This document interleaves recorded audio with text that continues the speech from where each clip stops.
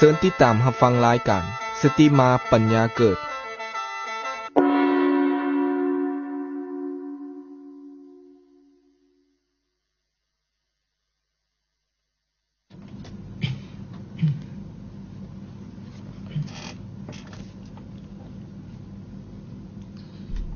ิกษุทั้งหลายนับตั้งแต่ลาตรีที่ตถาคตได้ตรัสรู้อนุตตรสัมมาสัมโพธิญาณจนกระทั่งถึงลาตรีที่ตถาคตปรินิพพานโดยอานุปาทิเสสนิพพานธาตุตลอดเวลาระหว่างนั้นตถาคตได้กล่าวสอนพร่ำสอนแสดงออกซึ่งถ้อยคำใดถ้อยคำเหล่านั้นทั้งหมดยอมเข้ากันได้โดยประการเดียวทั้งสิ้น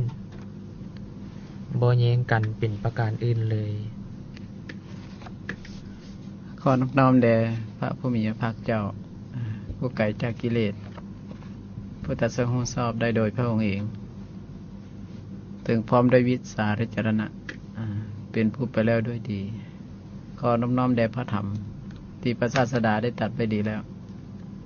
ขอนอบน้อมแด่พระสงฆ์ที่ปฏิบัติดีปฏิบัติตรงปฏิบัติเพื่อออกจากทุกข์เพื่อสมควรแก่อริยบุคคลขอเจริญศีลเจริญธรรมแด่อักตนญาติโยมทั้งหลายผู้ที่มีจิตใจฝักใฝ่ในศีลในธรรมในช่วงเวลายามเช้าๆวันนี้เนื่องจากวันนี้ก็ถือว่าเป็นมื้อแรม7 ค่ำเดือน11พ.ศ. 2557พอดีตรงกับวันที่15เดือน10 ค.ศ. 2014มื้อนี้ก็มาพบกับอักตนญาติโยมที่เป็นประจำมื้อนี้ก็มากับพระอาจารย์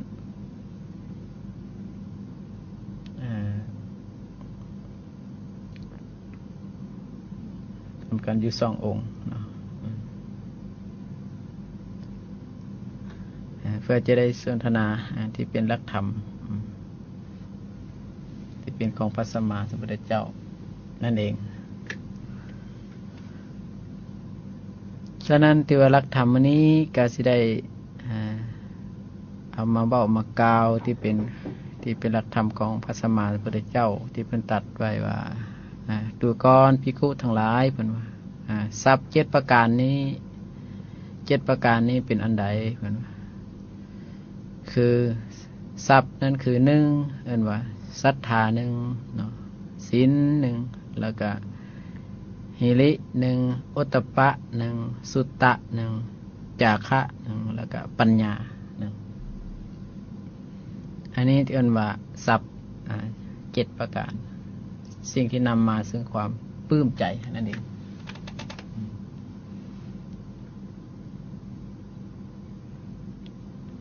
สิ่งที่เอาตัวญาติโยมเนาะก็ได้ยินได้ฟังที่อะไรเป็นหลักธรรมของพระสัมมาสัมพุทธเจ้าเนาะ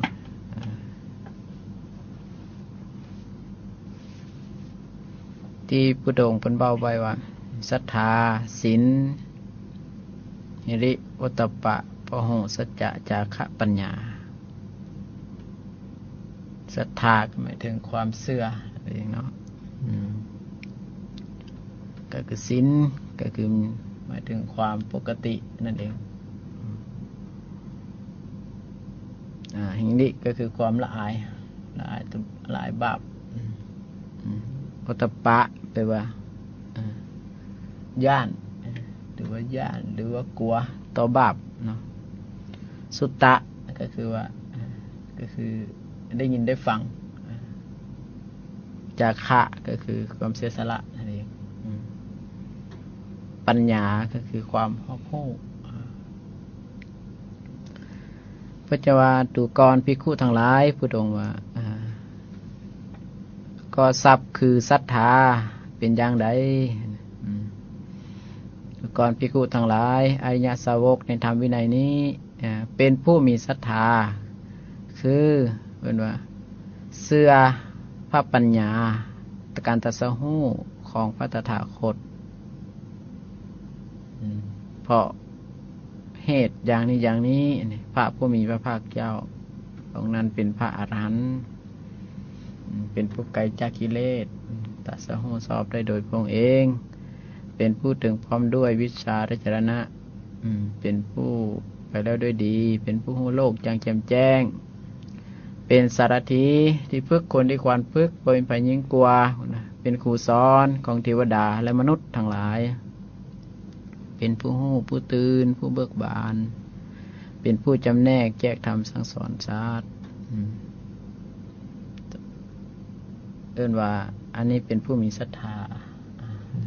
ต่อหลักธรรมของพระสัมมาสัมพุทธเจ้า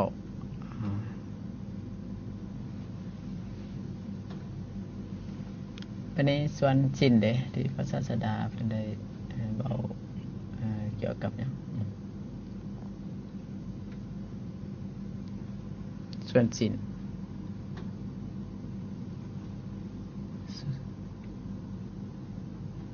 ส่วนสิ้นก็ศาสดาก็ได้ตัดไปนะ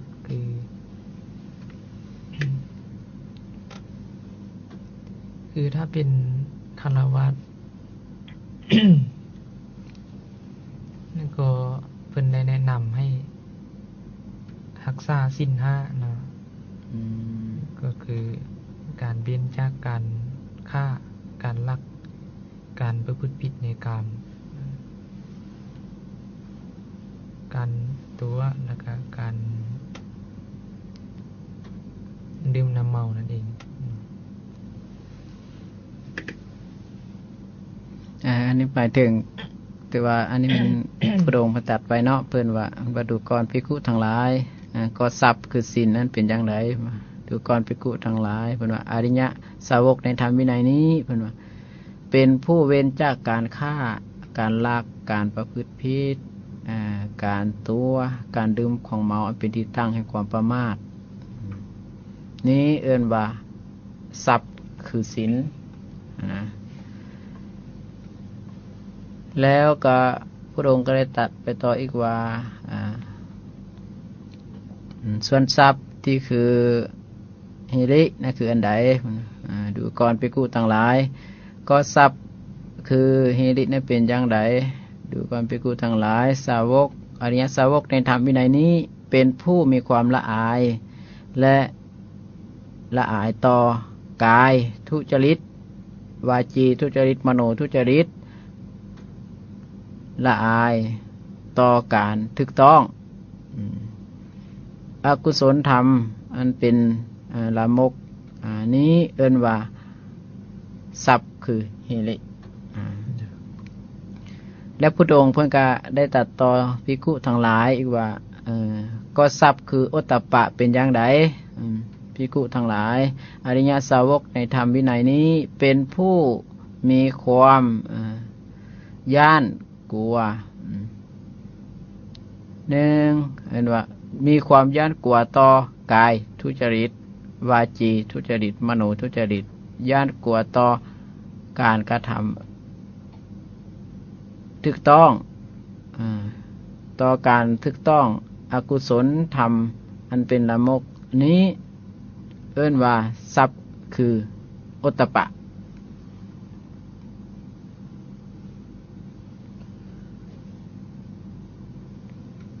แล้วพุทธองค์ก็ตัดต่อไปอีกว่าดูก่อนภิกขุทั้งหลายก็ทรัพย์คือสุตตะนั้นเป็นอย่างไร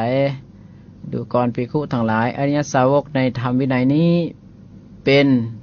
พหุสูตรทรงสุตตะสังสมสุตตะเป็นผู้ได้สดับรับฟังมาหลายทรงไว้ครองปากขึ้นใจทรงจำไว้ทองปากขึ้นใจแทงตลอดด้วยดีด้วยทิฏฐิซึ่งทำทางหลายอันงามในเบื้องต้นอันงามในท่ามกลางงามในที่สุดประกาศพรหมจรรย์พร้อมด้วยอัฏฐะพร้อมด้วยพยัญชนะบริสุทธิ์บริบูรณ์สิ้นเชิงนี้เอิ้นว่าทรัพย์คือสุตตะดูก่อนภิกขุทั้งหลายก็ทรัพย์คือจาคะเป็นอย่างไรดูก่อนภิกขุทั้งหลายอริยสาวกในธรรมวินัยนี้เป็นผู้มีใจอันปราศจากมลทินคือความคิดที อยู่ครองเฮือนมีจาคะอันปล่อยแล้วมีฝ่ามืออันซุ้มยินดีในการสละควรแก้การขอยินดีในการทานและการจำแนกแจกทานนี้เอิ้นว่าทรัพย์คือจาคะพุทธองค์ก็เลยกล่าวไปว่าดูก่อนภิกขุทั้งหลายก็ทรัพย์คือปัญญานั้นเป็นอันใดเป็นอย่างใดดูก่อนภิกขุทั้งหลายอริยสาวกในธรรมวินัยนี้เป็นผู้มีปัญญาคือประกอบด้วยปัญญาที่จะกำหนดการเกิดและการดับเป็นอริยะสำละกิเลสให้ถึงความสิ้นทุกข์โดยชอบโดยถูกต้องนะนี้เอิ้นว่าทรัพย์คือปัญญาดูก่อนภิกขุทั้งหลายทรัพย์7ประการนี่แหละทรัพย์คือศรัทธาศีลหิริโอตตัปปะสุตตะจาคะปัญญาอันนี้เป็นว่าทรัพย์เหล่านี้มีแก่ผู้ใดบ่ว่าหญิงบ่ว่าชายก็ตามบัณฑิตเอิ้นผู้นั้นว่าเป็นผู้บ่ยากจนชีวิตของเขาบ่เปล่าประโยชน์คือบ่เป็นหมันนะเพราะฉะนั้นทานผู้มีปัญญาเพื่อระลึกถึงคำสอนของพระสัมมาสัมพุทธเจ้าทั้งหลายต้องประกอบด้วยศรัทธาด้วยศีลด้วยความเลื่อมใสด้วยการเห็นธรรมอันนี้ศัพท์ที่พระสัมมาสัมพุทธเจ้าเป็นให้เราเอาไปใช้จะเริ่มแต่ศรัทธาไปแหละเนาะ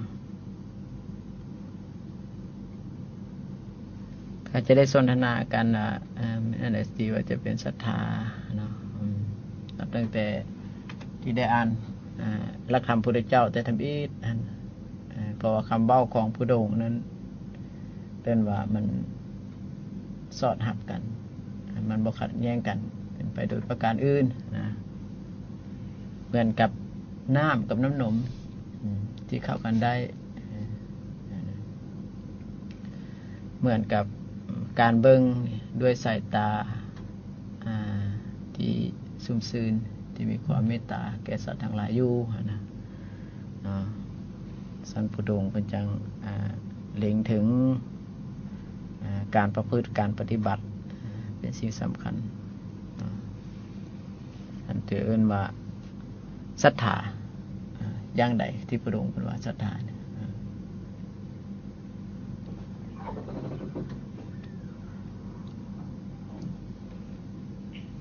ศรัทธาเนาะก็คือเชื่อในการตรัสรู้ของพระศาสดานั่นเองนะว่าเพราะเหตุอย่างนี้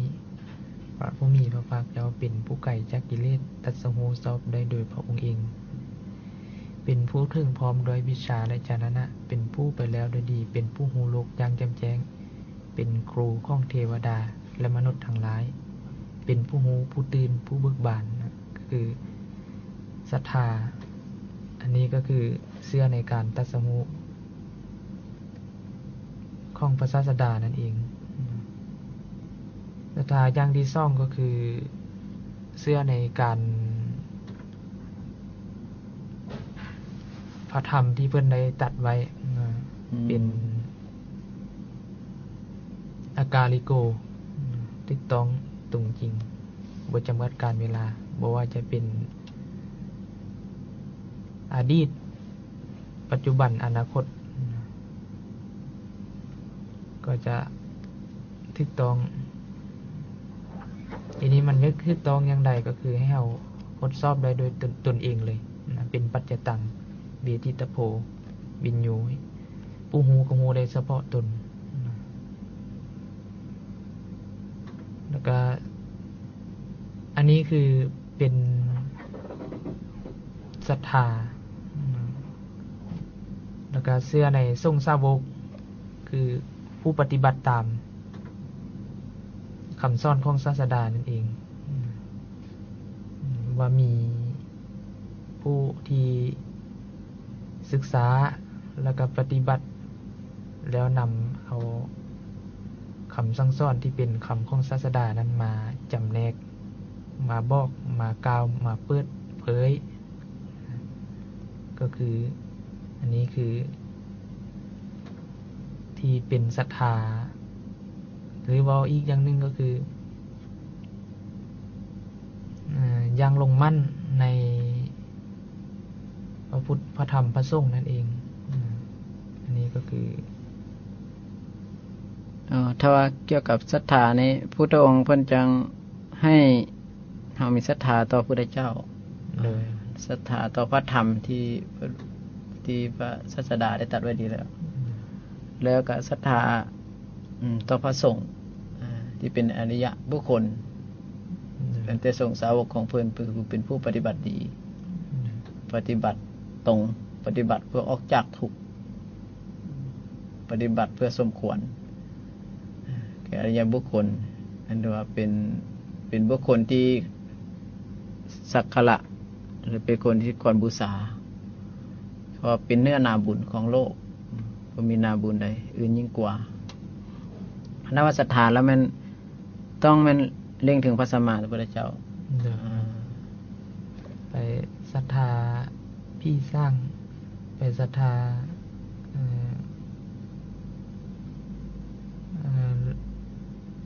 เดี๋ยวเราสร้างวิสาจังซี่ก็บ่เพิ่งเป็นศรัทธาอยู่แต่ก็ยังบ่ศรัทธาที่บ่ถูกต้องที่ว่ายังเป็นศรัทธาที่ยังบ่ตั้งมั่นเนาะยังหวั่นไหวเป็นศรัทธายังหวั่นไหวถ้าว่าศรัทธาที่ตั้งมั่นและบ่หวั่นไหวต้องเป็นศรัทธาในพระพุทธพระธรรมพระสงฆ์ก็คือว่าพุทธพระธรรมพระสงฆ์เว้าอีกอย่างหนึ่งพุทธองค์เกินว่าธรรมวินัยเป็นศาสดาแทนเพิ่นเองที่มันตัดต่ออานนท์นั่นเด้ว่าธรรมก็ดีวินัยก็ดีที่เราแสดงแล้วบัญญัติแล้วธรรมวินัยนั้นจะเป็นศาสดาของพวกท่านทั้งหลายในการล่วงไปของเราก็คือว่าถ้ามีศรัทธาต่อกับธรรมต่อวินัยแล้วก็ถือว่าก็เหมือนศรัทธาต่อตั้งมั่นในพระพุทธพระธรรมพระสงฆ์พอใช้การประพฤติการปฏิบัติก็ใช้ศรัทธาต่อคำสอนของพระศาสดาแล้วปฏิบัติก็ปฏิบัติตามคำสอนศาสดาถ้ามันได้ผลขึ้นมาก็ได้ผลตามคำสอนของพระศาสดาที่เพิ่นตรัสไปดีแล้วอันนี้เจอมีศรัทธาอันตั้งมั่นในพระศาสดาคือพระสัมมาสัมพุทธเจ้านั่นเอง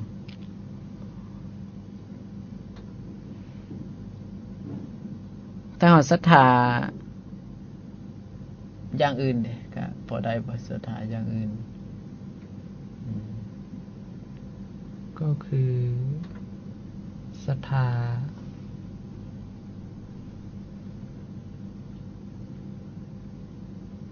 อย่างอื่นที่เป็นนอกคำสอนของศาสดาก็ถูกต้องอยู่แต่ว่าบ่ถูกตามหลักของพุทธองค์ที่เพิ่นให้ศรัทธาแต่ว่ามันก็ถูกอยู่เนาะแต่มันบ่เป็นไปเพื่อพ้นทุกข์ได้พ้นทุกข์หรือดับทุกข์ได้ก็ว่าจะนึงบ่เป็นไปเพื่อเป็นผู้มีดวงตาเห็นธรรมโดยสิว่าอย่างอื่นแต่เชื่อพระศาสดาเนี่ยแต่ว่าถ้าตั้งมั่นอีหลีในพุทธธรรมประสงค์และมีศีลที่พระเจ้าพอใจนั่นก็จะเรียกว่าเป็นผู้ที่มีศรัทธาที่ตั้งมั่นและบ่หวั่นไหวอันนี้เรื่องของศรัทธาเนาะญาติโยมทั้งหลายก็ที่จริงของการศรัทธาพระพุทธเจ้าทุกคนอยู่หรอกเนาะที่ญาติโยมทั้งหลายที่จะไปวัดไปวาไปสถานที่ใดก็ยังศรัทธาอยู่แต่ว่าศรัทธานั้นยังบ่ทันถึงที่สุดก็คือว่ายังศรัทธาที่ยังเป็นปุถุชนนี่นะศรัทธายังเชื่อบุญอยู่เชื่อบาปอยู่เชื่อ เสื้อกรรมเสื้อผลของกรรมอยู่ทำดีได้ดีทำชั่วได้ชั่วก็ยังเสื้อจังนี้ก็ยังดีอยู่นะแต่ว่ามันยังเป็นความเสื้อที่เบื้องต้นเนาะเหมือนกับว่าเพิ่นว่าการเสื้อใดที่เป็นไปเพื่อบ่ให้มีการฆ่าการลักการพืชพิษการตัวการดื่มของเมาเป็นที่ตั้งความประมาทความเสื่อนั้นก็เอิ้นว่ายังเป็นสมาธิเบื้องต้นประมาณนี้แต่จะเป็นไปเพื่อให้เกิดอริยบุคคลเป็นผู้มีศรัทธาบ่หวั่นไหวในพระพุทธพระธรรมพระสงฆ์อีหลีอันนั้นก็ต้องเอิ้นว่าเป็นผู้มีศรัทธาอย่างถูกต้องนะ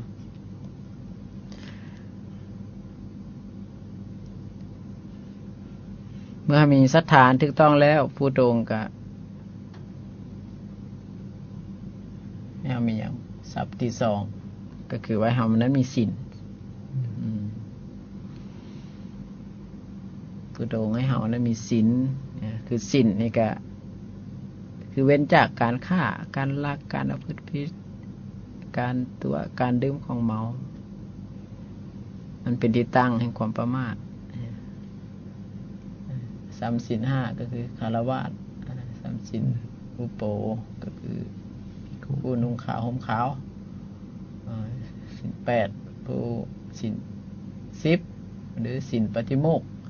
ที่เป็นคำสอนของพระศาสดานั้นนี่ก็ว่าคำว่าเรื่องศีลนี่มันก็หมายถึงบ่เบียดเบียนตนเองบ่เบียดผู้อื่นด้วยทางกายและวาจาเราได้เนี่ยคำว่าเรื่องศีลถ้าเฮ็ดได้ป้ากับบ่เบียดเบียนตนเองและผู้อื่นด้วยกายและวาจาชื่อว่ามีเมตตาแล้วเนาะตาก็ถือว่าเป็นผู้มีศีลเพราะศีลนี่มันหมายถึงความปกติเด้มันเป็นความปกติทางกายวาจาคือว่ามันบ่กระทำผิดทางกายบ่เว้าผิดทางวาจาก็คือว่าสัมวาจาก็คือบ่ตัวเท่านั้นนะอันนี้สำของศีล5เด้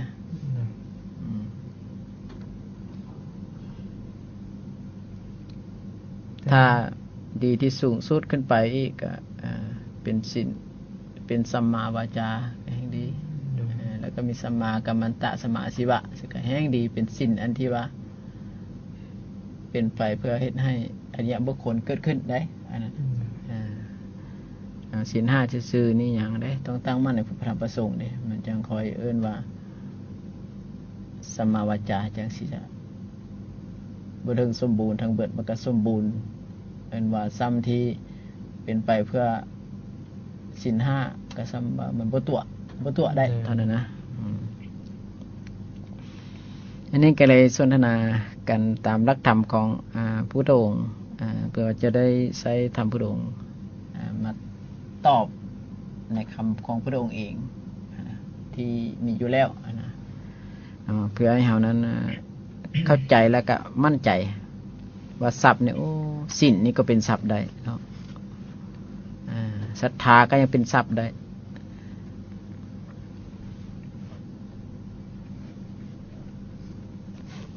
คำว่าศีลเพิ่นเล็งเป้าไปเรื่องของ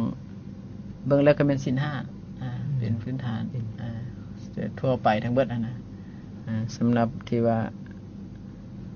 ผู้ถือศีล8หรือ10หรือศีลปฏิโมกข์ที่เป็นนักบวชก็ต้องเบิ่งเอาเองอีกดื่มเป็นส่วนหนึ่งอีกต่างหากเนาะสำหรับญาติโยมของเฮาเนาะที่ได้มีศรัทธาอันตั้งมั่นในพระพุทธพระธรรมพระสงฆ์แล้วก็ยังมีศีลอีกตื่มคือมีทรัพย์อีกตื่มคือศีลนะเมื่อมีทรัพย์อันคือศีลแล้วก็ยังมีความทรัพย์คือหิริก็คือความละอายมีความละอายพูดถึงว่าคือมีความละอายเนี่ยนะคือมีความละอายต่อกายทุจริตวาจีทุจริตมโนทุจริตถ้าสีรวมไปกับถ้าสีขยายออก ไปก็เป็นสิว่าศีล5ก็ได้เนาะอาจารย์เนาะเพราะว่าเว้นจากการค้าการ บ่ ลัก มันตัวนี้มัน คือ บ่มันไม่แต่ศีล5ศีล5มันได้แต่กายกับวาจาเด้ การ มันต้อง มัน ใจนำเด้นี่มันทุจริต โดย ทางใจมันก็ต้องเอิ้นว่าศีลกรรมบท โดย กุศลกรรมบท10 โดย กุศลกรรมบท10 สิ้นเจริญสิ้น ผู้ใดอยากไปเป็นเทวดาก็ต้อง สิ้นภาวนา เจริญกุศลกรรมบท10นี่เอง โดย ชัดเจนว่ามีความละอายบาปมีความละอายคำว่าทุจริตทางกายคือว่าฆ่าก็ละอาย โดย แล้วสิไปลักก็ละอายสิไปพืชผิดนอกใจผัวนอกใจเมียหรือว่าหญิงที่เขามีอ้ายมีรักษามีน้องมีพ่อมีแม่ มีทำรักษาหรือหญิงที่เขามันหมายไว้แล้วสิเขาก็บ่ไปล่วงเกินเขาก็มีความละอายนะ โดย ถ้ามีความละอายอยู่อันนี้ทางกายก็ได้ แล้วก็ทางวาจาได้บัดนี้ทางก็มีความละอายคือกันบ่เว้าตัวศีล5ก็ได้ถ้าว่าเป็นศีลที่มีสัมมาที่ให้เกิดอริยะก็บ่เว้าให้เขาแตกแยกกันบ่เว้าคำที่ปล่อยคำด่าคำหยาบคำที่หุนแหงนะ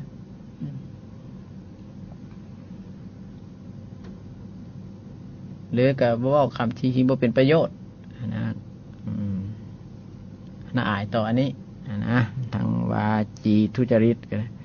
มโนทุจริตก็คือว่าน่าอายต่อที่ว่าจะไปคิดอยากโลภผู้อื่นของผู้ทรัพย์จ้องเอาทรัพย์สมบัติของผู้อื่นเป็นของตัวเองคิดจากพยาบาทอิจฉาเบียดเบียนผู้อื่นสินะแล้วเห็นผิดตามของธรรมคือเห็นผิดเป็นผิดจากของธรรม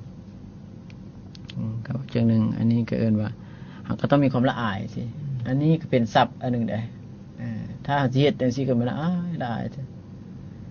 คิดพวกนั้นแต่คิดมันก็น่าอายถ้าคิดไปแบบจังซี่คิดไปฆ่าไปลักไปพูดผิดไปตัวไปเว้าเสียดเบ้าเขาแตกแยกกันเบ้าที่เป็นประโยชน์คิดนะการเกิดน่าอายล่ะดินี่เพิ่นเอิ้นว่าน่าอายต่อกายทุจริตวาจีทุจริตมโนทุจริตอันนี้ก็เป็นทรัพย์อันนึงอีกบัดนี้โอตตปะนี่ก็ถือว่าพุทธองค์ก็เอิ้นว่าคือความสะดุ้งกลัวหรือว่าย่านกลัวต่อกายคือกันอันนี้ก็ต่อกายทุจริตวาจีทุจริตมโนทุจริตคือที่เว้ามาเนี่ยก็น่าอายแบบเดียวกันสะดุ้งกลัวต่อสิ่งนี้นะ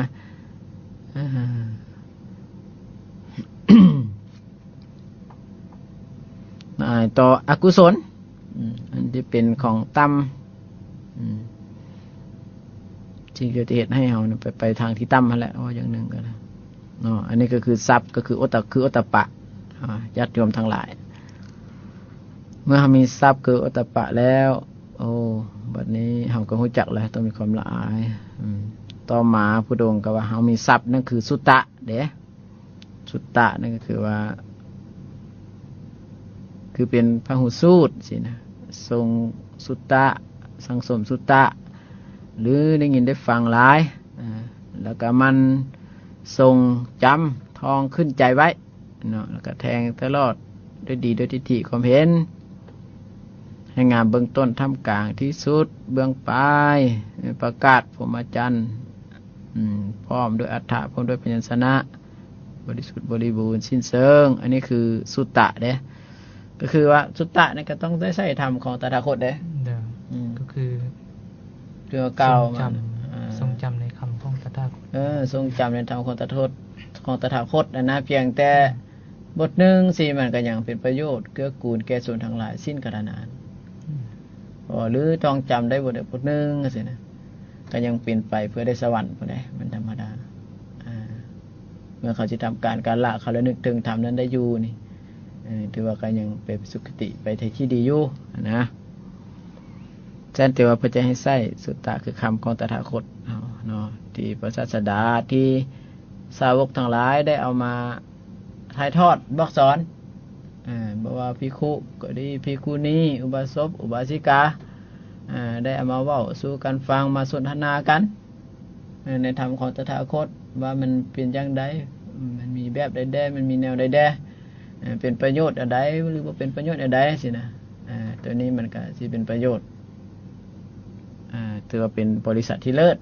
นะใส่แต่ธรรมของตถาคตสั่งสมได้ยินได้ฟังเนาะก็คือสิ่งที่เพิ่นกล่าวมาเนาะอยู่ไสบัดนี้มันหลายที่สุดคำต่อคำของตถาคตที่เพิ่นตรัสไว้หลายที่สุดคันแม่นสมัยเดี๋ยวนี้ก็เอิ้นว่าสาวกเพิ่นได้ฮิบโหมไว้ในพระไตรปิฎกเนาะตัวที่เป็นส่วนพุทธภาษิตนั่นเองเขาเอิ้นว่านั่นเป็นคำกล่าวของตถาคตนะเราก็เบิ่งตัวนั้นเพื่อจะได้มาเบิ่งความลึกซึ้งแล้วมันสอดคล้องอย่างไดสินะคำตอบมันก็มีเบิดแล้วอยู่ไหนนะนี่นะคือถามสินะคือบรรถามเรื่องคือผ่านมาแล้วศรัทธาเกี่ยวกับหยังเนี่ยก็เอาไปเลยศีลเกี่ยวกับเรื่องใดก็เอาไปบ่ฮิริเด้เพิ่นเว้าเรื่องใดตัวปะเว้าเรื่องใดนี่นะหรือเอาทำข้ออื่นข้ออื่นหมดอื่นเอามาลงกันได้นะส่วนที่มันเข้ากันได้เพื่อเอาเห็นให้ผู้ฟังนะเข้าใจในธรรมคำสอนของตถาคตอันนี้เป็นสิ่งสำคัญเนาะสังสมสุตตะนี่อันนี้ถือว่าดีหนึ่งได้พระองค์จนว่าถึงว่าเฮาสิมีเป็นคนทุศีลก็ตามมีศีลก็ตามหรือราคะกล้ามีความโกรธจิตฟุ้งซ่านนะแต่สังสมสุตตะอยู่สังสมสุตตะอยู่หรือว่ายังเป็นผู้ทรงจำหรือฟังอยู่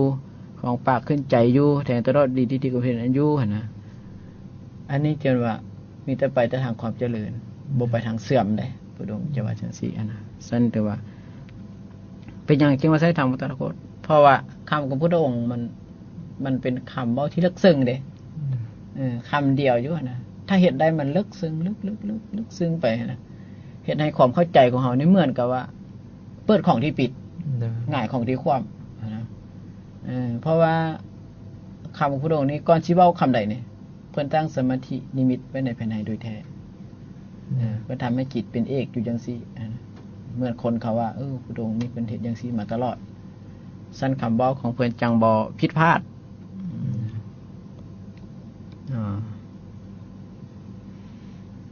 วันนี้อาจารย์ว่าจังได้ที่ว่าทรัพย์ตัวที่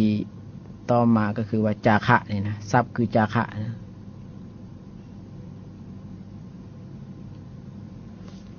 อันนี้คือจาคะก็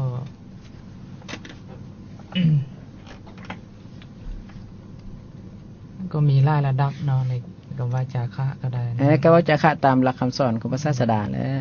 จะระดับเขาก็ว่าตามหลักคำพระองค์เพื่อให้เอาตัวญาติโยมได้ไปฟังเอาไปใช้นะของผู้อื่นก็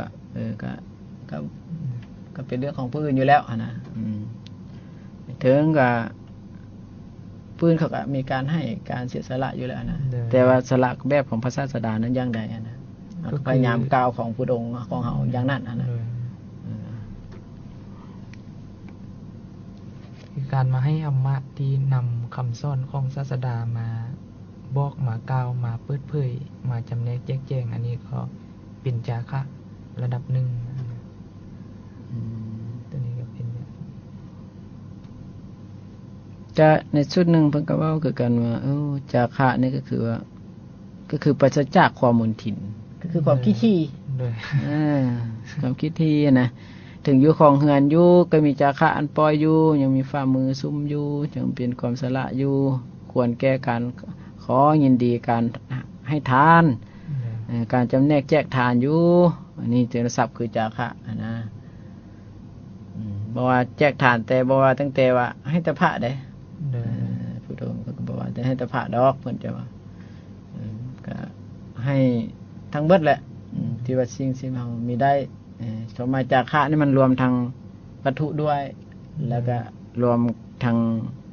ความคิดด้วย ความคิดที่มีความคิดที่นะก็คือสละเอาไปมันได้2อย่างเด้ตัวนะมันจะลึกซึ้งกว่า โดย คำว่าฐาน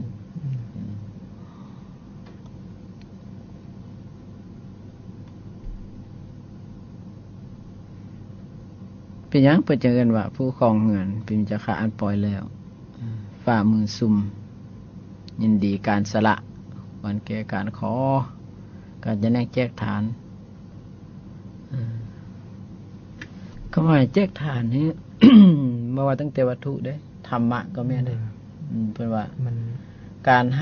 ห้ทำเลิศกว่าการให้ทั้งปวงเลย โดย ผู้ดงตัดไว้อย่างสีได้สูตรตัวนี้สั้นๆการให้ทำเป็นฐานในตัวเลิศกว่าการให้สิ่งทั้งปวง ศาสดาสั้นเส้นตัวนี้เนาะ เพื่อทันเสริญว่าการให้ทำเป็นฐาน โดย แต่เป็นธรรมของพระองค์ได้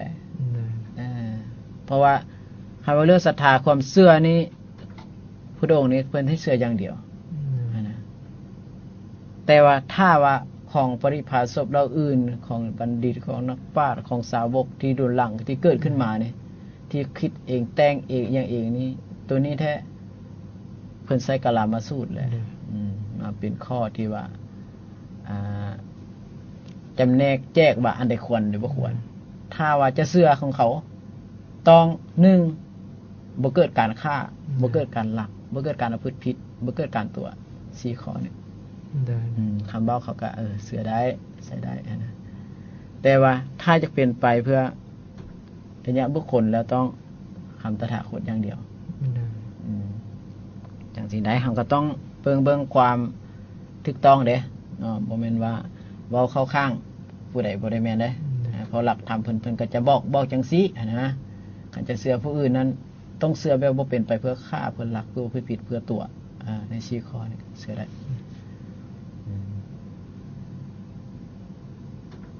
แต่ว่าทำคำท่าค่าโคตรนี่บ่แม่นว่าโอ้สงสัยเพิ่นบ่ให้เชื่อเถื่อต้องไปลองก่อนสิมันบ่แม่นแม่นได้คำท่าโคตรนี่แต่ว่าเข้าใจบ่เข้าใจก็เชื่อไว้ก่อนแล้วจังค่อยไปไข้ควรพิจารณาในธรรมแล้วทรงจำธรรมนั้นไว้เอ็นวันเนี่ยคือเมื่อเข้าไปหามีศรัทธาเข้าไปหาเข้าไปดังใกล้เงียงหูฟังสมดุลแห่งธรรมตัวนั้นนะเราจึงสิเข้าใจเลยหลักธรรมของพระศาสดาเฮามันก็ลึกซึ้งก็เป็นจังซี่นะญาติโยมทั้งหลายเนาะ อันนี้เบาเรื่อง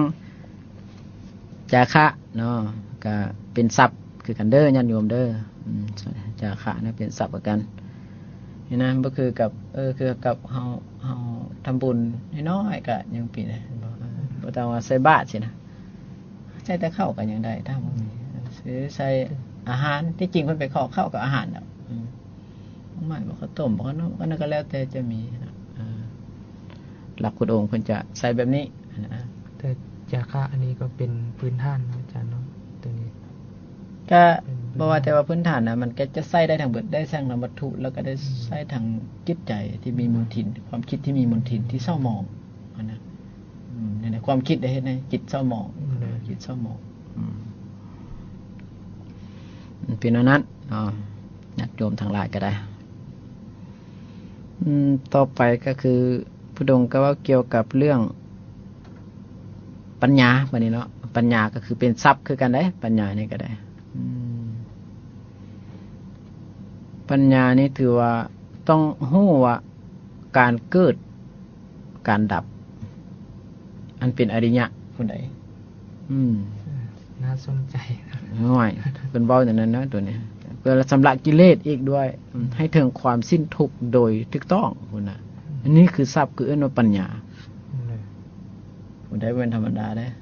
ปัญญาของพระองค์บ่เพียงแต่ให้ปัญญาทำมาหากินนี่สิได้ก็คือเห็นการเกิดขึ้นตั้งอยู่ดับไปของกันทั้ง5เนาะ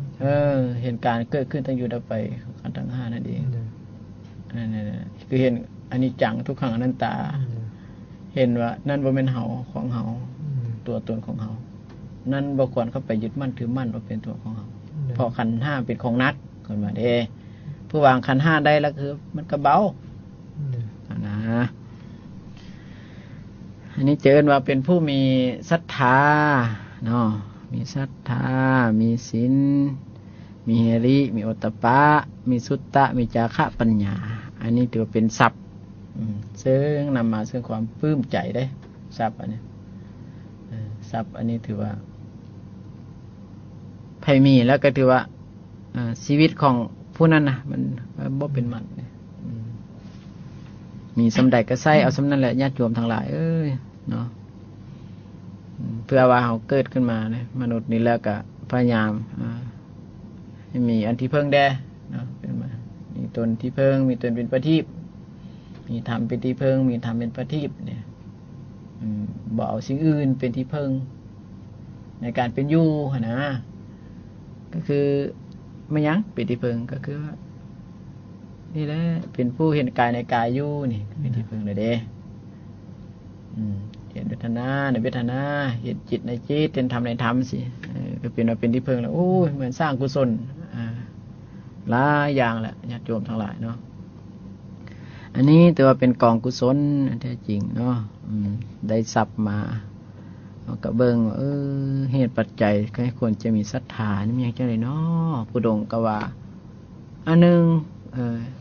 เนี่ยจะได้มีศรัทธาได้ทรัพย์ของพระโดนี้ก็คือครบสัตตบุรุษได้เมื่อคนทางจากสมณะเด้เขาหมายว่าคนจากสมณะคือว่าคือเห็นนักบวชนะเข้าไปหากะสนทนาเรื่องธรรมถามเรื่องธรรมเรื่องศีลเรื่องธรรมเรื่องวินัยนะทำวินัยพระองค์พันตัดได้จังไดเนาะว่าเป็นตัวแทนของเพิ่น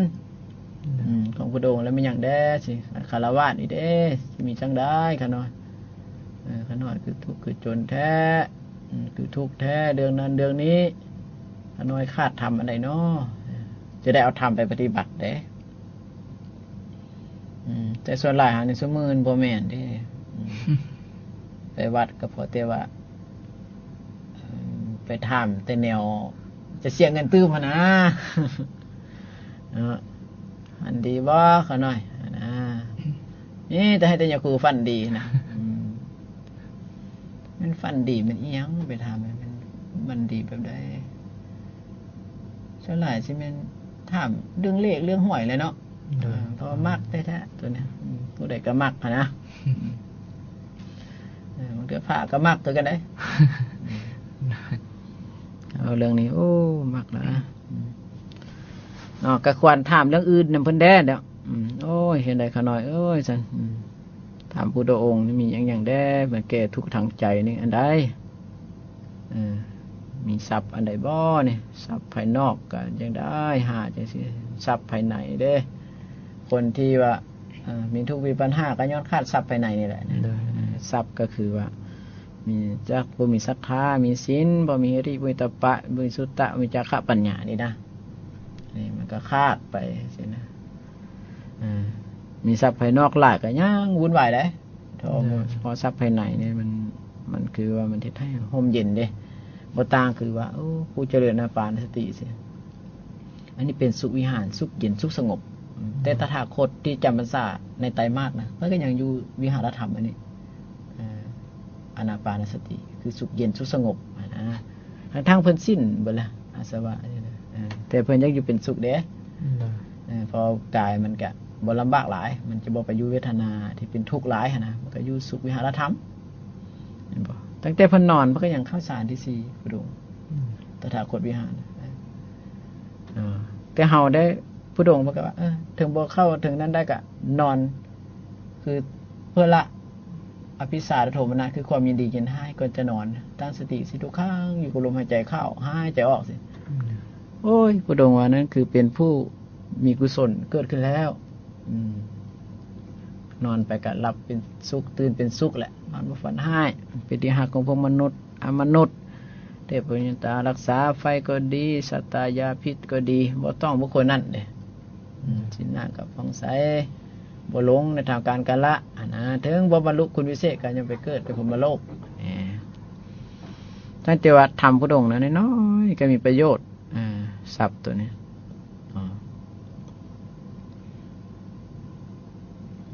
เพื่อให้เฮานั้นเข้าใจเรื่องทรัพย์อันแท้จริงเพื่อจะได้มีแสงสว่าง เกิดขึ้นมาในชีวิตประจำวันของพวกเขาเอาตัวญาติโยมทั้งหลายก็อย่าไปคิดอุกอังลำบากอย่างดอกมันยากเนาะเอาทำเป็นที่พึ่งเอาทำเป็นประทีปเอาตนเป็นที่พึ่งเอาตนประทีปนี่แหละเอาธรรมะของพระศาสดานะฟังไปเรื่อยๆได้ยินเรื่อยๆได้ยินเรื่อยๆนะโอ้ดีเลยมันนักเพราะว่าพระองค์ว่าทำเบ้าของพระองค์นี่เป็นอนุสาสนีปฏิหารมันเปลี่ยนใจได้นะพอคำว่าพระองค์พอเป็นคำเบ้าลึกซึ้งเดี๋ยวมันเบาไว้บ้างไหมเอาอ่านทุกการเบิ่งบางทีฟังบ้างไหมการที่มันเบาคนตัดไว้พอเป็นคำเบ้าของบุคคลที่บ่เสียบบ่แทงผู้ใดนอกจากที่ว่าบุคคลนั้นมีกิเลสมันก็กิเลสของเขาเองนั่นแหละเสียบเองเขาเองเสียบของเขาเองเกินว่าเสียบแทงก็คือว่าเพราะบ่ฮู้ตามความเป็นจริงบ่ฮู้หยังอันนี้จังความเปลี่ยนแปลงบ่ฮู้ทุกครั้งความเป็นทุกข์บ่ฮู้อนัตตาคือมันเกิดขึ้นตั้งอยู่ดับไปสินะบ่เห็นเป็นจังซี่เฮาก็จึงหลงเด้ถ้ามาเห็นจังซี่ปั๊บมันก็บ่หลงตาเบิ่งก็บ่หลงแล้วหูฟังดังได้กินลิ้นรสสัมผัสนึกคิดสินะมีจะเกิดให้กายสุจริตเบิดวาจีก็สุจริตมโนสุจริตก็เอิ้นว่าเป็นผู้มีทรัพย์อันถูกต้องได้บัดมีทรัพย์อันถูกต้องแล้วเฮ็ดอันใดก็ได้มื้อนี้ก็เว้าเรื่องทรัพย์ตามหลักของพุทธองค์ก็หลายสูตรที่ได้มากล่าวเพื่อคำสอนพุทธองค์มันสอนหับกันเด้ฟังให้เฮาเข้าใจนะคือเพิ่นเว้ากับภิกขุอยู่สินะแต่ว่าเฮาอุบาสกอุบาสิกาภิกษุณีอุบาสกอุบาสิกาหรือคฤหัสถ์ที่นุ่งขาวห่มขาวสิก็ฟังเพิ่นเว้าจังซี่ลองไปใส่เบิ่งไปใส่มันก็ได้อีหลีเลยอันเฮ็ดได้นะบ่เชื่อแม่คันบ่ค่าก็บ่ค่าอีหลีมึงแม่เจ้ามันได้จังได๋บัดนี้ก็บ่เบียดเบียนตนเองบ่เบียดเบียนผู้อื่นบ่ลักนี่มันก็โอ้ยบ่เบียดเบียนตนเองบ่เลี้ยงผู้อื่นในโตแล้วบ่พูดผิดน่ะก็แฮงบ่เบียดเบียนตนเองบ่เบียดเบียนผู้อื่นบ่ตัวก็บ่เบียดเบียนตนเองบ่เบียดเบียนผู้อื่นบ่ดื่มของเมาอันเป็นที่ตั้งของประมาทก็บ่เบียดเบียนตนเองบ่เบียดเบียนผู้อื่นเห็นบ่พระองค์เว้านี่เขามาเวทเบียนนี่มันความไปได้ก็คือบ่เฮ็ดให้เอานั้นทำผิดนะเนาะเฮ็ดจริงอีหลีเด้ถ้าเฮ็ดจริงอีหลีมันจะดีอีหลีศัพท์อันเนี้ยฉะนั้นเจ้าเป็นผู้มีศรัทธาตั้งมั่นในพระพุทธพระธรรมพระสงฆ์ตัวญาติโยมก็ได้พยายามก็ให้มันทึกธรรมทึกวินัยแล้วเนาะก็ส่งเสริมช่วยกันเด้บ่ว่าตั้งแต่ว่าให้พระรักษาเด้โยมก็รักษาซอยคือกันเด้เพราะว่าโยมเป็นผู้บำรุงเด้เป็นผู้ได้เห็นได้ฟังได้ศึกษาได้บำรุงก็ได้ระลึกถึงสินะธรรมของพุทธองค์นะนั่นแหละเกินว่าเฮานั้นจะไปทางที่ดีมันระลึกได้พอเฮาได้ยินได้ฟังไม่ได้เสียหายได้เหมือนบ่ฮู้หยังอยู่แต่ว่าฟังเรื่อยๆเรื่อยๆบ่ฮู้หยังแต่โดนไปฮู้บ่อนใด เวลาประสบการณ์นะเวลาประสบการณ์มันเกิดเรื่องนี้ปั๊บมันจะสำนึกได้โลดได้นี่พระองค์ว่าถึงเขาสิมีราคะกล้าอยู่โทสะทุสินจิตฟุ้งซ่านอยู่นะแต่เขาได้สร้างสมในการได้ยินได้ฟังนะมันเหมือนกับว่าเขาเช็ดผิดอีกบัดนั้นแล้วมันจะฮู้เขาเคยได้ยินได้ฟังแล้วมันเตือนเด้เตือนว่าเฮาฮู้เฮาอะไรโสตะมันก็ได้เสพไปของธรรมของพระศาสดานะตาก็ได้เห็นเกี่ยวธรรมศาสดาดังลิ้นกายใจตอนนี้ก็ได้ใส่แต่ธรรมของศาสดาไปเรื่อยๆเนี่ยมันก็เกิดประโยชน์นะญาติโยมทั้งหลายเนาะผู้มีอันศรัทธาตั้งมั่น ในหลักธรรมคำสอนของพระสัมมาสัมพุทธเจ้าเนาะเพื่อให้อัปตนญาติโยมนี้ได้มีศรัทธาคือทรัพย์เด้อญาติโยมเด้อพระองค์เบาไปศรัทธานี่ก็เป็นทรัพย์ศีลก็เป็นทรัพย์ความละอายก็เป็นทรัพย์ความย่านกลัวก็เป็นทรัพย์คือกันการจาคะนี่ก็เป็นทรัพย์คือกันสุตตะนี่ก็เป็นทรัพย์คือกันปัญญาก็เป็นทรัพย์คือกันเนาะอันนี้เราเพื่อจะเป็นประโยชน์เนาะในทรัพย์7อย่างที่ได้กล่าวไปแล้วก็พร้อมด้วยเอาพระสูตรตัวอื่นหลักธรรมตัวอื่นที่ว่ามาเว้าเกี่ยวโยงเพื่อให้เฮานั้นเข้าใจเนาะนะเอาตัวยันโยมก็สิได้อันเข้าใจถูกต้องตามหลักศีลหลักธรรมของพระองค์อย่างแท้จริงสั้นต่อไปก็ถึงเวลาช่วงสุดท้ายแหละเนาะก็ที่ได้เปิดสายหน้าไม้ให้ตัวยันโยมได้ถามปัญหาที่เป็นหลักธรรมของพระศาสดาเนาะ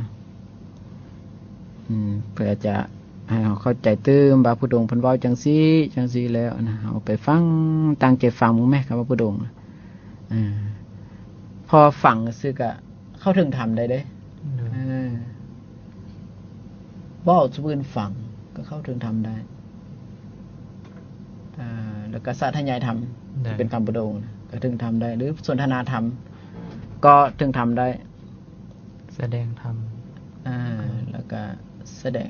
ภาวนาภาวนาหรือแสดงธรรมกล่าวธรรมของพระองค์นะก็สามารถเข้าถึงธรรมได้แต่ละอันได้เบิดได้เมื่อเฮ็ดไปแล้วทำบุญมันจะเกิดปิติเกิดสุขเกิดจิตตั้งมั่น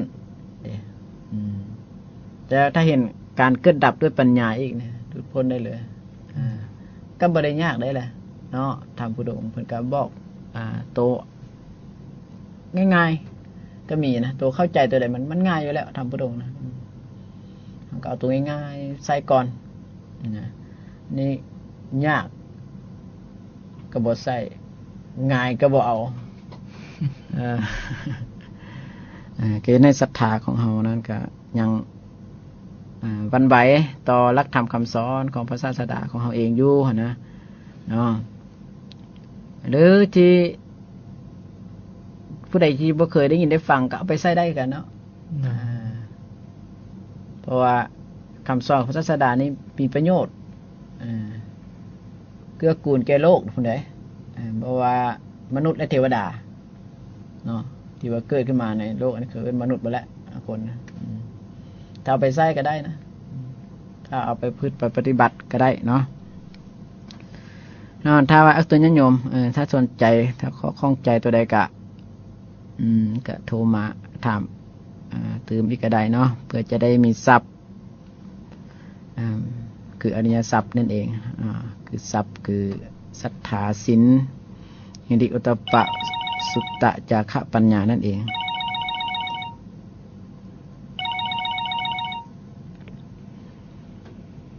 เจริญพรการอาจารย์เจริญพรเจริญพรมีอย่างน้อยอัน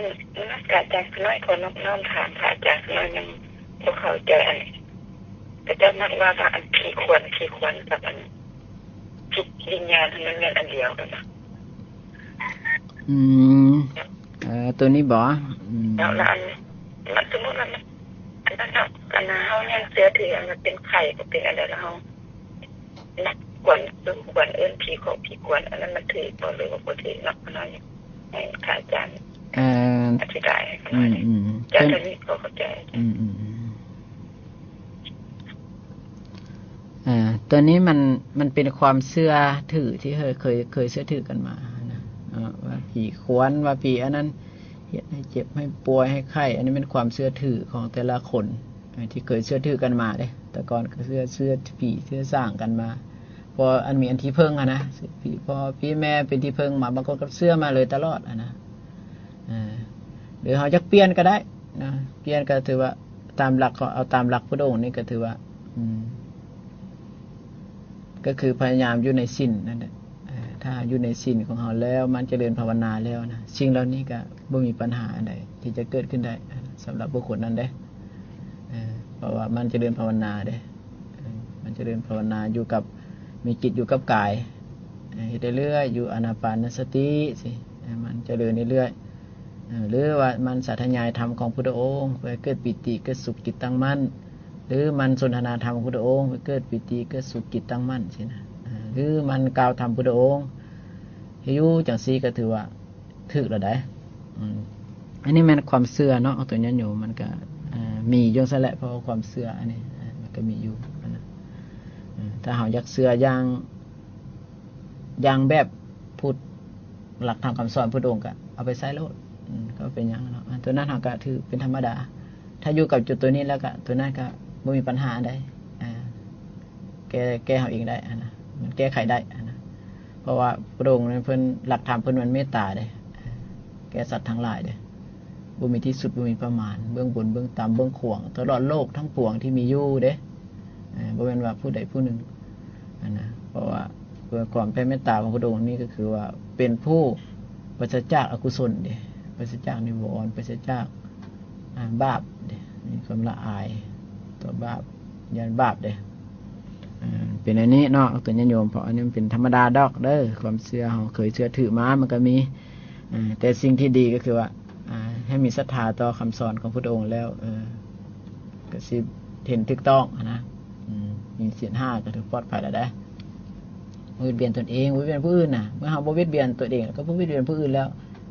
ไผสิมาทำร้ายนะบ่มีผู้ใดสิมาทำร้ายเฮ็ดให้เฮาได้ดอกเนาะการถ้ามีศรัทธาตั้งมั่นในพุทธธรรมพระสงฆ์นี่แล้วอยากเกินญาติโยมเว้ยเนาะพยายามมันฝึกฝนเอาเนาะเพราะว่าธรรมะของพุทธองค์นี้ถ้ามันเฮ็ดเรื่อยๆฟังไปเรื่อยมันสิชีวิตจะดีขึ้นก็ขอเจริญพรน้องมาสการพระอาจารย์มีอยากจะถามเนาะอยากถามว่าการบรรลุธรรมมันเป็นวิธีการแบบไหนหรือว่าผู้เรียนเก่งบ่หรือว่าผู้รู้หลายบ่บรรลุธรรมหรือว่าเป็นได้ให้พระอาจารย์อธิบายตื่นเจริญพรเราอยากรู้ว่าเป็นจังว่าบรรลุธรรม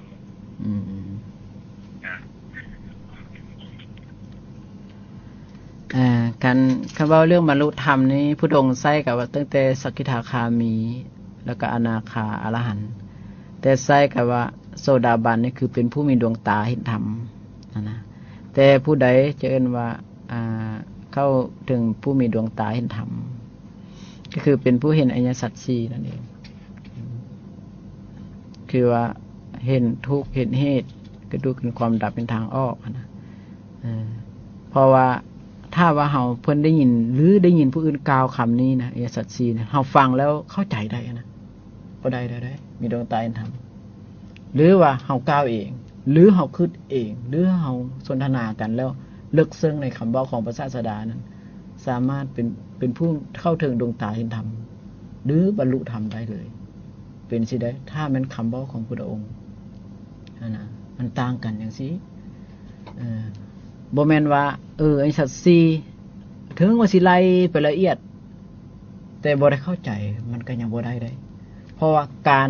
แทงตลอดด้วยทิฏฐิความเห็นอันถูกต้องด้วยสำลักด้วยปัญญานี่นะก็คือว่าเห็นการเกิดดับของมันเห็นน้อยนึงก็เข้าใจได้โลดเมื่อได้แล้วสั่งโยชน์ตัวที่1 2 3มันจะขาดไปเลยคือว่าความเข้าใจผิดนี่มันจะละได้เลยนี่ได้สิว่าดวงตาเห็นธรรมแล้วการมีศรัทธาตั้งมั่นในพุทธธรรมประสงค์อีหลีเพิ่นบอกว่าบ่เบียดเบียนตนเองผู้ก็บ่เบียดเบียนอีหลีนี่ได้บ่แม่นธรรมดาได้ว่าบ่เชื่อสิ่งอื่นที่ให้สุขให้ทุกข์แก่เฮาบ่ได้นะต้องเชื่อว่าทุกอย่างมาจากเหตุปัจจัยว่าตาเห็นหูฟังดังได้กินลิ้มรสสัมผัสนึกคิดแล้วจึงมีสุขมีทุกข์ขึ้นมาทีหลังเห็นไปตามจังซี่ได้ผู้มีศรัทธาอย่างนี้เนาะเพิ่นว่าผู้บรรลุธรรมเด้อันนี้ก็ ไปอ่านชื่อพระสูตรนึงที่ว่าผู้ใดเห็นธรรมผู้นั้นชื่อว่าเห็นปฏิจจสมุปบาทผู้ใดชื่อว่าเห็นปฏิจจสมุปบาทผู้นั้นชื่อว่าเห็นธรรม นี่ก็ ก็ที่จริงมันก็ได้เบิดแล้วเนาะ เด้อ เบิ่งฟังแม่ผู้ดงแกว่าบ่แม่นว่าเหียนหลายบ่แม่นฮู้น้อยฮู้หลายก็บ่ ขอให้ว่าแต่ว่าเข้าใจอริยสัจสี่นะหรือทำบทหนึงน่ะถ้าเข้าใจอริยสัจสี่น่ะเขาได้เลยได้ถ้าเขาได้ปั๊บสิศีลเขาก็บริบูรณ์ในตัวคันถ้าว่า5คันถ้าโยมนี่5นี่เขาจะบริบูรณ์ในตัวแล้วเขาก็ตั้งมั่นพระพุทธพระธรรมพระสงฆ์อีหลีนะแล้วไม่หยังตั้งมั่นพุทธธรรมพระสงฆ์เขาจะเข้าใจเลยว่าเสื้อถืออย่างอื่นบ่มีเลยสงสัยพระเจ้าบ่มีมันเบิดไปในโตได้บ่แม่นว่าไปบอกให้เบิดบ่แม่นนะถ้าว่าสิเห็นโดยพิสดารก็ตามถ้าเขาอ่านอย่างนี้ตั้งใจฟังโอ้จิตน้อมเห็นดังซั่นแล้วได้เลยคือกันท่านพุทธองค์จะว่าโดยย่อหรือโดยพิสดารทำพุทธองค์มันลึกซึ้งนะเพื่อคนเข้าบรรลุถึงธรรมแล้วมันจะคาดได้เลยนะแล้วไปเห็นผู้อื่นเฮ็ดผิดนี่ก็ไม่ได้ผิดใจได้ก็ธรรมดาเพราะว่าสัตว์โลกเขาเคยอย่างอินทรีย์อย่างอ่อนอย่างแก่กล้าอย่างเฮ็ดได้เฮ็ดบ่ได้ก็มีนะต่างแต่ว่าบุคคลนี้เขาพอตัวเพื่อตัวเองเลยเด้ก็มีแต่ว่าพอตัวเพื่อผู้อื่นก็พยายามเอาไปเว้าเมื่อเฮาได้แล้วก็จะให้ผู้อื่นได้นำสินะเมื่อเฮามีศีล5แล้วสิก็สักส่วนผู้อื่นมีศีล5นำสินะถึงว่าเขาบ่ฮู้จักอันที่ว่าตั้งมั่นผู้นำสก็ให้เขามีศีล5ก่อนสินะอันนี้บ่วิเวียนตัวเองผู้อื่นอันนี้จะว่าจะเป็นมิตรก็ดีเป็นญาติก็ดีเป็นสายโลหิตก็ดีควรพร่ำควรสอนถ้าเขาฮู้อริยสัจ4นี่แห่งดีได้เด้อการบรรลุธรรมนี้คือว่าเข้าใจเรื่องนี้ครับว่าเฮามันใครควรเบิ่งเรือโลดหรือว่าเฮาไปอ่านเรื่องอริยสัจ4นี่อ่านไปตลอดนี้จิตนี่น้อมไปสู่สมาธิทิแล้วได้บ่เป็นธรรมดาได้เพิ่นบ่มักตัวนี้ได้คำว่าสมาธิทิคือความคิดที่ถูกต้องเห็นหยังอริยสัจ4เขาก็อ่านอริยสัจ4ของพระองค์อ่านไปคือจิตมันน้อมไปอย่างนั้นแหละขายยังมันสิบ่เข้าถึงมันบ่แม่นว่าไปให้จำเด้ให้เข้าใจน้อยนึงเข้าใจถูกต้องแล้วถือว่าบรรลุได้เลยนะก็บรรลุแล้วเขาจะคนนั้นถือว่าตกต่ำบ่ได้เขาสิไปทำกรรมที่ว่าเป็นไปตกสู่ความเป็นเพศเป็นสันดานโลกหรือดาสารทุกขติมีในบ้านเขาจะบ่เห็นเด็ดขาดเลยเนื้อเป็นมนุษย์อยู่ก็ตามหรือกำลังสิตายก็เข้าใจเห็นบ่ได้เด็ดขาดนะเพราะเขามีศรัทธาอันตั้งมั่นในทางอันถูกต้องเด้ถูกต้องคือว่ามันบ่เบียดเบียนตนเองผู้อื่นเด้กายวาจามันพ้นได้แล้วนะโยมทั้งหลายเนาะอันนี้เว้าเรื่องการบรรลุธรรมนี่มันถ้าเข้าใจนะเข้าใจแล้วมันคาดไปเบิดแล้วดอกได้น้อยๆแล้วก็ถือมันไปได้เบิดกันฮู้อริยสัจ4ปั๊บประเสริฐสุดก็ถึงเวลาช่วงสุดท้ายแล้วก็ขออวยใส่ให้พรเนาะตัวญาติโยมเนาะที่ได้ฟังมาเรื่องศรัทธาเรื่องศีลเรื่องสุทธาจาระปัญญาที่เป็นหลักธรรมของพระศาสดาถ้ามีศรัทธาอันตั้งมั่นในหลักธรรมคำสอนของพระเจ้าด้วยกันทุกท่านทุกคนเทอญ